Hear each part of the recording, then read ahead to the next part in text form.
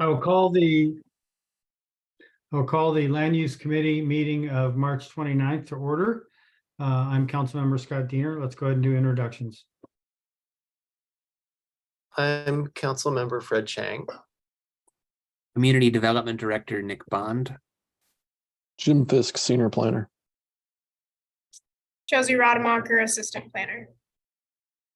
Okay. Are there any additions to the current agenda of 3 items? No, sir. Yeah, there was a new packet that was sent out at 11 today that has, Okay. I think, one extra item on it. It's all the same items. It's just additional information. Okay. All right. Well, let's go ahead and jump into the first item, the Housing Action Plan. Yeah, I guess I'll go ahead and take the lead.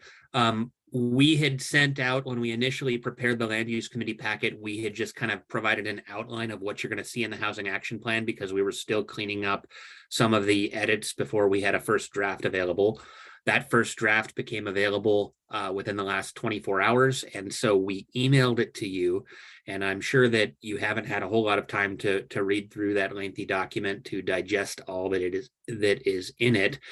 At this time, we are scheduled to take that for a presentation. The consultants will be attending our Planning Commission meeting on the 4th of April. Is that the correct date, Jim? So next Tuesday. After that, there is an opportunity to bring it back to the Land Use Committee for further discussion prior to the public hearing at the Planning Commission on May the 2nd. And then the City Council can obviously have a full discussion at the May work study meeting. So really, this was just an opportunity to share the document with you, explain kind of where we're at in the process. Our state grant funding for the Housing Action Plan has to be spent by June 30th. So our goal is to have this all wrapped up by the end of June. So we're at a point where you have substantive recommendations from the consultant, and we will finalize a report, and whether the City Council chooses to proceed to act on the recommendations in the Housing Action Plan is something that can be debated over the coming months. I think there's some low-hanging fruit that is easy to do, and there's some meatier options that will take a lot more public involvement and process to consider, and some of the things will probably get rolled into the comprehensive plan update. But that is where we're at on the project. Jim, do you think, I kind of don't think we should get into the substance unless Scott and Fred have had a chance to do a real thorough review since we emailed this out a few hours ago. I'd agree with that. I have questions on some stuff that was originally in the packet in this. Sure. Okay. And I don't know about Fred, if you've had a chance to do a bit of a dive, but I'll go ahead and kick it off. Under section 2.3, page 2, there's a section 2.3.x, religiously owned land density bonus. Can somebody explain that to me? Is that vacant lands owned by religious entities, or is this where there's a church on site? Somebody could explain that, would be helpful. Yeah, I have done a little bit of digging on this, but apparently I believe this is a change that the legislature had made where we are supposed to be giving bonuses for religious properties. My interpretation is that, yes, it has to be like the location of a religious institution, a church, or some other place of worship. However, I can certainly inquire about whether vacant land owned by a religious organization would qualify here. I would need to dive a little deeper. But it sounds like the law requires us to grant density bonuses in those areas. That's a little problematic in Port Orchard because we have a specific zone for civic and institutional uses that doesn't explicitly allow for residential development. And so it's not a matter of giving bonuses, it's a matter of allowing the use at all. I spoke to I discussed this briefly with the city attorney and sort of asked, how does this work? And one of my questions was, if we move to change our code such that residential uses are allowed in the zone, but our apartment designation, for instance, doesn't have a density bonus limit. And so I said, how do you give a bonus when there is no density limit? And I'm still waiting for a response to that question. So it's going to take some thinking to figure out how best to implement this. One way that we discussed was just saying that if a religious organization wants to pursue housing on the site of a place of worship, they can pursue it through a development agreement, and the city would honor bonuses, and perhaps we could put something in the code that would just provide that framework to contract for residential housing at a religious property. Okay, I hadn't really contemplated housing developments on church sites, but I guess that's a thing. So sure, That's what they're doing on Bainbridge Island, right? I have They've no done it idea. all over. I think they, some congregations have taken it upon themselves to do like tiny house villages or other things of that nature, where they're Mhm. trying to provide care for a number of people through volunteers in the congregation. Right. So I think it's a pretty effective way to deal with things. And I believe I'd have to go back and look at the code, but when we adopted when Carrie was still here, we had to pass an ordinance based on some legislation that allowed for I'm trying to remember which term it is, but it's like permanent supportive housing. There are four different types of housing in this ordinance that we brought forward, and I believe at least one of those is allowed on in the civic and institutional zone because it is that type of housing. Okay. So Well, it certainly I- makes sense in some circumstances to, consider transitional housing or other housing types that are supportive, perhaps, but it's new to me, and maybe it's because I don't pay attention, but news to me that you can maybe do an apartment complex on your church site as well, but okay. It's a Yes. different world. Yeah, definitely. I have a clarification question. I thought churches were in residential areas and I thought they were zoned residential. According to 234, it looks like they are located in residential, but they're zoned civic and institutional. For example, okay, the believe- Methodist Church at Sydney and Kitsap, is that residential or is that civic and institutional? I'm opening the zoning map right now, but Okay. I believe I should have done that. that when we adopted the zoning map, we identified places of worship, and we specifically zoned them to be civic and institutional. And I'm clicking on the Methodist Church at the corner. It is a civic and institutional zone. Oh, interesting. Yeah, I know what you're saying, Fred. Quite often there's just a use that's allowed either conditionally or otherwise in residential zones too. Okay. My next question was about on 2.4.x, parking lot landscaping, minimizing some of the planting area widths, and I guess I don't necessarily have a problem with that, but we've all seen good parking lots that inspire people, and we've seen terrible parking lots, and I really would hate to see us reduce our landscaping requirements overall for parking unless there's some sort of still measurable benefit from doing that. Understood. I think, we can take note of any feedback that you want to give either in this meeting, or if you want to email comments to Jim and Josie, we can provide that feedback and kind of work it into our planning commission process, because they'll be discussing all of this. At the end of the day, all of these are just recommendations, and the council can pick and choose which ones that it wants to pursue and can tailor them to fit Port Orchard, so long as they're still consistent with any state law changes. Obviously, parking lot design, we have a pretty broad latitude to adopt those standards, but with the legislature considering some other housing measures, some of this stuff may be mandated on us, and we'll be responding to what the state legislature does. Okay.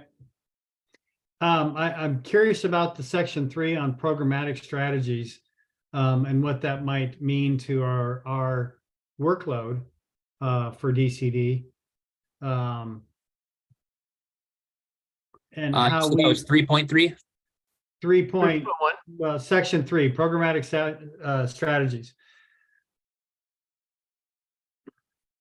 so all of that kind of lumped together, I'm kind of curious, and I guess it's a little early, but I'm curious what all that really means in terms of implementation Yeah, Well, so and impacts. the mayor, I don't think you guys haven't had your retreat yet, but I know that one of the things that the mayor was at least discussing with me is that at some point in the future we're going to need some sort of housing coordinator, and so there would be a position that potentially could deal with some of these issues. I Uh-huh. can speak a number of years ago I helped a neighbor out who was being evicted from their house in Tacoma, who has adopted policies like these, and even though the city has adopted the policy, it's largely a civil enforcement issue between neighbors. The city really doesn't take a real active role in enforcing some of these standards, and so Mhm. I think there are more hands-on jurisdictions that have a full staff of people that will go after landlords that misbehave, and then there's other jurisdictions that take a more passive role. They adopt the framework, but it is up to the tenant to make the landlord aware when they're breaking the law, and to work things out in a civil situation. So I Yeah. think they're just suggesting that we look at tenant protections, making sure that there's a sufficient amount of notice when somebody's going to be evicted, maybe more than what is required in state law. In Tacoma, if I can speak because I researched this a few years ago, but if you evict somebody with less than 90 days notice, you have to pay relocation costs. And so there's a minimum amount of relocation that you have to provide to help somebody move. So that's something that will probably require a more in-depth study of, but I think the plan gives a recommendation to look at these things. And if council wants to prioritize that and make that a part of the department work plan, it's something that we can absolutely do. Yeah, I think there's a number of things there that are worthwhile looking at. I think tenant protections in terms of evictions, it'd be interesting to find a community with like demographics with housing and that are doing this, and understanding what that workload looks like, because I can imagine that could become a fairly substantive part of the workload, especially when it's competing with all these other items. Absolutely. Okay. And then under 4.XX, there's a comment on parking and reviewing minimum parking requirements and national case studies for best practices. I think that's great. I'm happy to see that. One of the things that we need to be mindful of, at least a little bit perhaps, is that COVID really spawned a high rate of RV and boat acquisition by people. You've seen record RV purchases. I think November of not last year, but the year before was a record month for RV sales. And you're seeing more boat owners than ever. And these are people that are going to often try and shoehorn their boats, like I do, into their driveway space. And so I think we need to be mindful that in our particular area, because of what we offer in terms of our playgrounds, we've got to remember that we're going to be competing with that a little bit. In my neighborhood, I think there are 24 homes. There are 4 homes that have boats out front. And they move them around because of parking issues. So I'm happy to see, though, that we'll be looking at best practices with other case studies. All right. We will, I will make sure that comes up with the planning commission as well, and tell our consultants your feedback. And then moving on to 4.4.x, I see the first right of refusal to affordable housing developers, which caught my eye. Are we going to have a list of affordable housing developers? I don't see that in the plan. 4.4. 4.4.x. So look for 4.4 and then go to 4. It's not in the first draft. 4. Page 43 stops at 435. I'm on page 3. I'm looking at the actual, yeah, we're looking at different things. Are you looking at the staff report, Yeah. Scott? Okay, so the draft document, I believe we removed the work in progress from the draft document. So I've been struggling to find some of the things you've mentioned as well as I've been scrolling through the actual plan, because you're still looking at a pretty rough draft where the sections that are incomplete have not been plugged in yet. Yeah, I'm looking at the March 29th land use packet. Yeah, But that are you is- reading off the outline that Jim Yeah. provided? I see. Yeah. That did not make it into the first draft. It was very rough what we were looking at, where that stuff was Okay. pulled off. But yeah, in the last 24 hours, what I've not seen that in the first draft. Okay. Yeah, we wanted to get you as much as we could right now, and I just don't want to release a document that hasn't had enough time for us to review it as staff before it gets polished. But there is a draft section 4.x.x that may make the final cut of the document. Okay.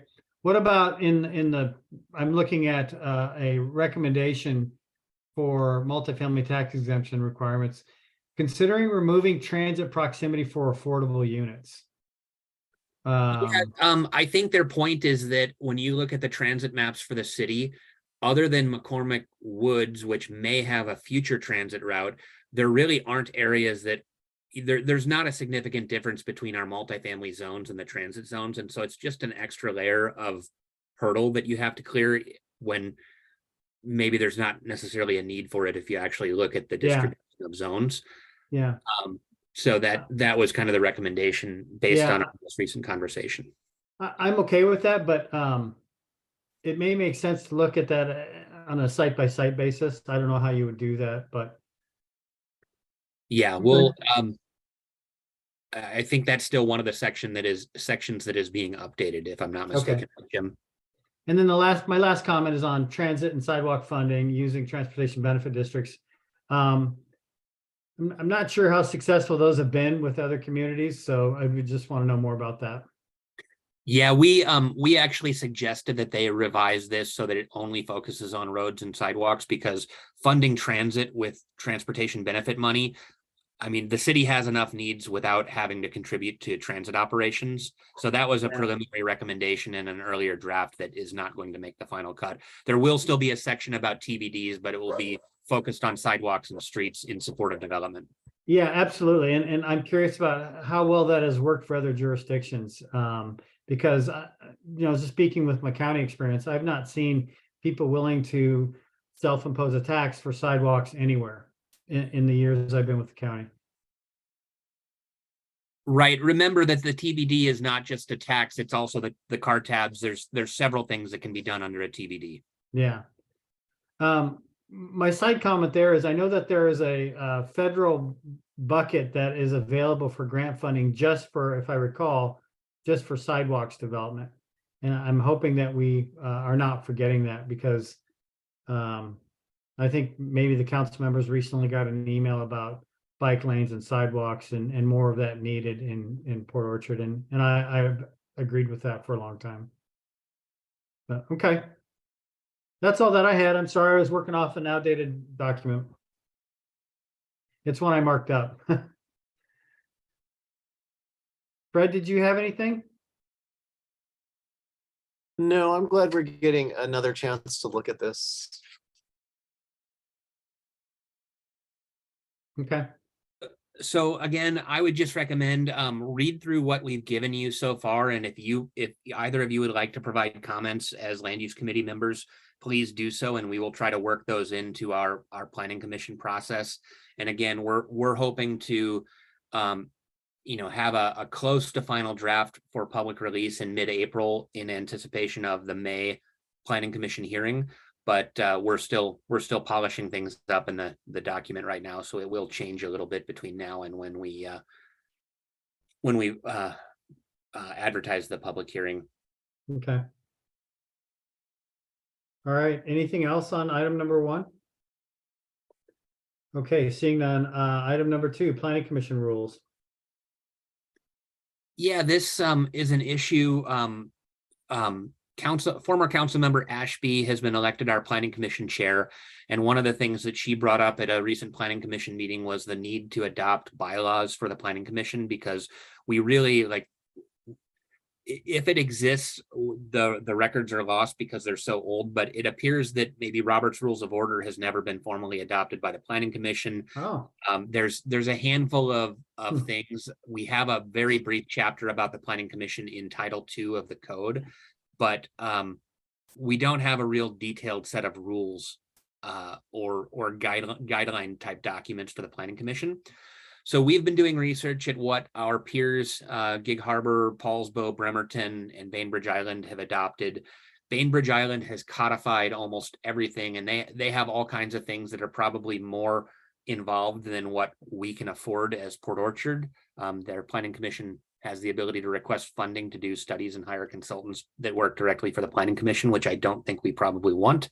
But Bremerton has adopted a pretty good set of bylaws that were recently updated, and I think that will probably be a model for us. But we just wanted to share with the land use committee that we're potentially, the planning commission is potentially going to be recommending some changes to the planning commission chapter of Port Orchard Municipal Code, and then we will either incorporate the bylaws into the code, or the planning commission would potentially be adopting a separate set of rules. And just wanted to keep you in the loop and make sure you didn't have objections to them taking that action. I think it makes sense to not necessarily adopt them formally, or certainly maybe, by resolution if we must, but being able to nimbly change those bylaws is helpful. All right. And did the bylaws have like a code of conduct for the public as well? Did we get those into the packet that went out today, Josie? I think you added them, right? Okay. I added them to the planning commission packet, but Jim would have added them to the land use packet. They're in the packet that went out this afternoon. All right. All right. I would have to scroll to the correct No, page. that's okay. That's okay. All right. Scott, do you mean in terms of public input or what? Yeah, public input and basically just rules of conduct in terms of mannerisms and being mindful that there's a process that people have to follow, those kinds of things. Don't think that's addressed because it seems to be focused on the conduct of the planning commission members, Okay, That's correct. not the general public. I don't see Okay. anything in there about the public either. Yeah, I'm looking and I don't see anything about the public, but I know, for instance, the city council, you guys have set rules about the first public comment period is for items on the agenda. The second one is for any old issue up to 30 minutes of total testimony, 3 minutes apiece. So I think it that really hasn't been a problem for the planning commission, but it's probably good to have those guidelines in place just so that meetings go smoothly, and you never know how things will change in the city. I agree. Okay. Anything else? Not on that topic, and I would ask that the next topic, let's take up the development agreement before we set our next meeting date. Okay. So we included a development agreement in the packet, and I believe we are aiming to bring this for a full city council review and vote at the May 9th meeting. I'm going to share a map to show you where this project is, if I can find the correct tab here on my computer. I thought I had pulled up the map before the meeting, and now I don't see it. All right, well, at the intersection of Blueberry and Bethel is an apartment project that is known as the Blueberry Apartments. And are you seeing the parcel viewer map, or is this? I Yeah. thought it was Google Maps, but it pulled up a different map. Anyway, this is Blueberry Road and Bethel. This is where we're planning the phase 1 roundabout right now. And so there is an apartment complex that has been submitted. I believe it's 108 units, and it's on this site between Ramsey and Bethel. They are proposing to dedicate the right-of-way that is needed to construct the roundabout. So they are asking for an impact fee credit in exchange for they've designed their entire project to avoid this corner so that we can install the roundabout without having to tear down buildings in the future. So they're pretty well coordinated with our Bethel corridor plan and with our road project that's in design right now. The other thing that they're asking for in the development agreement is their site. Blueberry is a little bit higher than the site. It kind of drops off, and our design standards require that all buildings be elevated so that the building is above the adjacent road grade. And on a flat site, that works great, but when you're 8 feet in a hole, it's very expensive to elevate an apartment complex such that your ground floor units are adjusted for the adjacent street grade. So they're asking for two things in this agreement. One of them is an impact fee credit, and they have an appraisal that they've commissioned, and so we're going to know the valuation of the right of way soon. And then the other one is they're asking for relief from the design standard so that the buildings don't have to have foundations that are really costly and tall relative to the site, and also which would just be plain weird because the parking lot's going to be then at a basement level rather than a ground floor level of the building. So it's a pretty straightforward agreement. I don't think there's it's primarily an impact fee credit agreement with one piece of relief to a design standard. Jim, anything I forgot about in that agreement? No, but if we go back to the housing action plan, one of their recommendations is to eliminate the minimum ground floor elevation for those types of buildings anyway. Right. That's been a problematic provision. And I think the model code we used, it makes a lot of sense when you have flat sites or when your city is very flat. But Right. with the amount of terrain that we have, it's very difficult, and it's constantly an issue that we're having to work through on with a lot of developers just based on the topography in Port Orchard. Sure.